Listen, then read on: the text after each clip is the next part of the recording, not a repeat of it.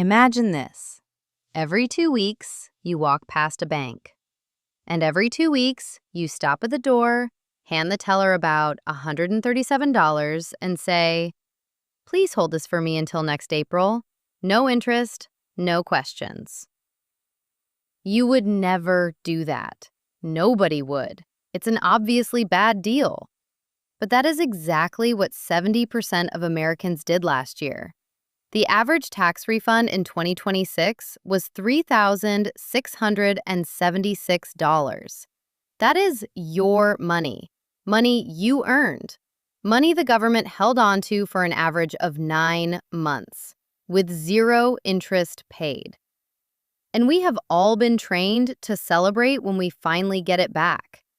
I'm Avery, and this is Trek for Wealth, your trail map for building, growing, and protecting long-term wealth. Today, we're going to talk about something almost nobody in personal finance talks about clearly, because the entire tax prep industry depends on people not understanding this. We're going to talk about why your tax refund is actually costing you thousands of dollars. Let's get into it. First, let me explain exactly what's happening when you get a tax refund, because the framing matters enormously. When you start a job, you fill out a form called a W-4. That form tells your employer how much tax to withhold from each paycheck. The employer sends that withholding to the IRS throughout the year. Then in April, you file your tax return, which is essentially a reconciliation. You calculated your actual tax owed for the year, and you compare it to what was withheld. If you withheld more than you owed, the IRS sends you a refund. If you withheld less than you owed, you have to send a payment. That's the entire system.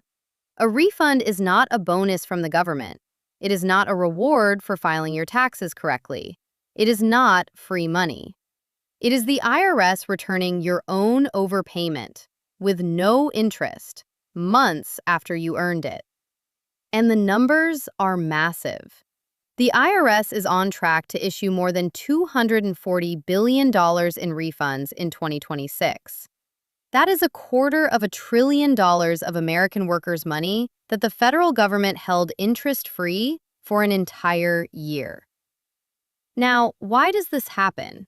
Why do so many people end up dramatically over-withholding? 2 reasons. First, the default W-4 form is calibrated to over-withhold, by design. The IRS would rather collect too much and send you a refund than collect too little and have to chase you for the difference. It is administratively easier for them. So unless you actively manage your W-4, which approximately no one does, you are almost certainly over-withholding. Second, life changes. You get married. You have a child, you buy a house, you start contributing more to your 401k. Each of these events changes your tax liability, but most people set their W-4 once when they start a job and never touch it again, even when their financial life looks completely different 5 years later. The result is that the average American family is sending an extra $300 to $400 to the IRS every single month for an entire year. And then they celebrate when they get a fraction of it back the next April. So what is this actually costing you? Let me show you the math, because once you see this, you cannot unsee it. Take the average 2026 refund of $3,676. Divide that by 12 months. That is $306 per month that you overpaid in taxes. Money that was withdrawn from your paycheck. Money that you could have had in your hands every single month for an entire year. What could $306 per month have done if you had kept it? Option 1, pay down credit card debt. The average credit card APR right now is above 20%.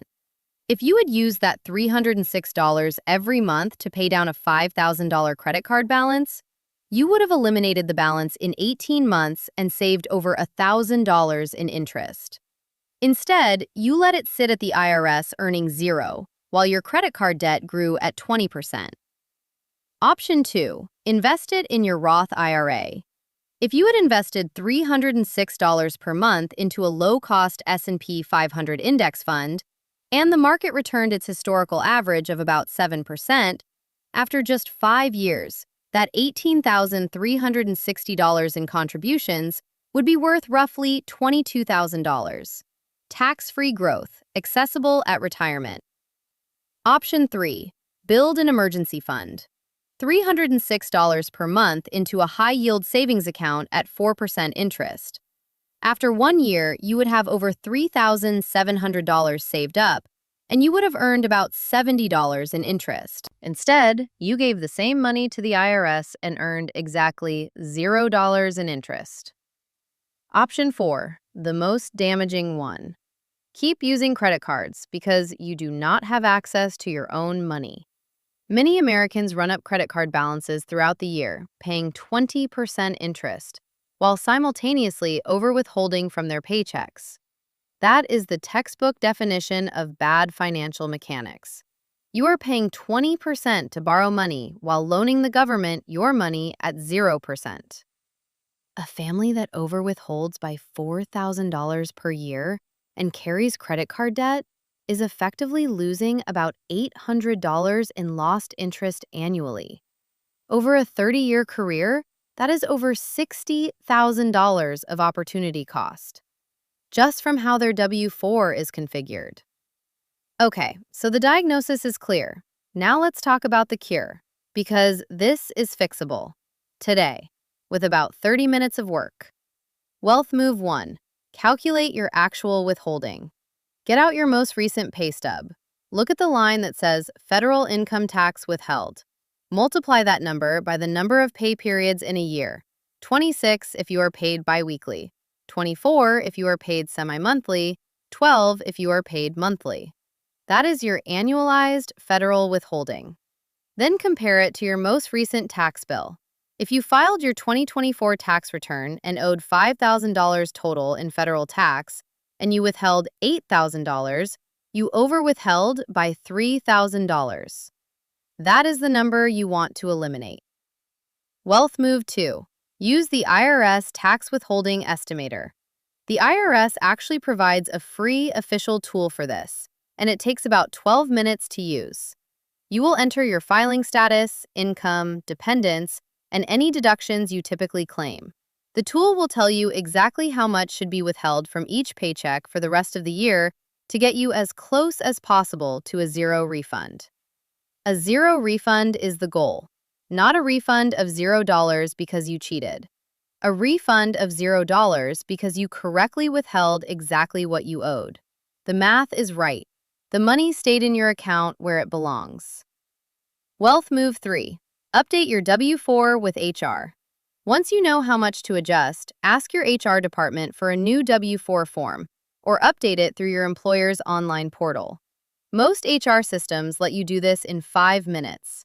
The relevant fields are on lines 4A and 4C. Line 4A is for additional income from sources outside this job, and line 4C is for any extra withholding you want to add per pay period. To decrease your withholding, you can claim more deductions in Step 4B. You can also use the IRS estimator's specific guidance for your situation. If you are uncomfortable doing this yourself, your HR department or a tax professional can walk you through it. This is normal. They handle this every week. Wealth Move 4. Automatically redirect the extra cash flow. This is the crucial step that most people skip. If you reduce your withholding by $300 per month, your next paycheck will be $300 larger. If you do nothing else, that money will simply absorb into your spending. The whole financial improvement disappears. So before you change your W-4, set up an automatic transfer for that exact amount. The same day your paycheck hits, automatically move $300 into one of these 3 destinations. Destination 1. A high-yield savings account if you are still building your emergency fund. Destination 2. A Roth IRA if your emergency fund is complete and you are not maxing it out. Destination 3. Extra payments on high-interest debt if you have credit card or personal loan balances. The reason this works is that you never feel the money. It comes out of your paycheck before you see it. Exactly the same psychological mechanism that the IRS used to over-withhold from you in the first place. Except now the money is going into your account, earning you returns, instead of sitting at the IRS earning nothing. Wealth Move 5. Do this annually. Tax laws change. Your life changes. Your income changes. The W-4 you submit today might be perfect for 2026, but it may be wrong for 2027. Every January, take 10 minutes and rerun the IRS estimator. Adjust your W-4 if needed. This is how high-income earners handle their taxes. They do not let the system run on autopilot. They manage it deliberately, every single year. Now, I want to address one objection I know some people are going to raise, because I have seen this argument made and I want to push back on it honestly. The objection is, but I like getting a big refund. It feels like a bonus. That is a real psychological pattern, and it is not unreasonable. For some people, an annual tax refund functions as a forced savings mechanism. The IRS holds the money so they cannot spend it. But here is the honest math. If you cannot trust yourself to save $300 per month, the solution is not to let the IRS hold it for free. The solution is to automate the savings. An automatic transfer from your paycheck to a high-yield savings account does exactly the same psychological work. You never see the money, you never spend it. But unlike the IRS, that account pays you 4% interest. After 1 year, you have $3,700 saved and about $70 extra from interest. You get the forced savings benefit and you get paid for the privilege of being patient. The "I need a refund as forced savings" argument is not an argument for over-withholding. It is an argument for automation. And automation is something you can set up in 10 minutes. One last thing I want to leave you with.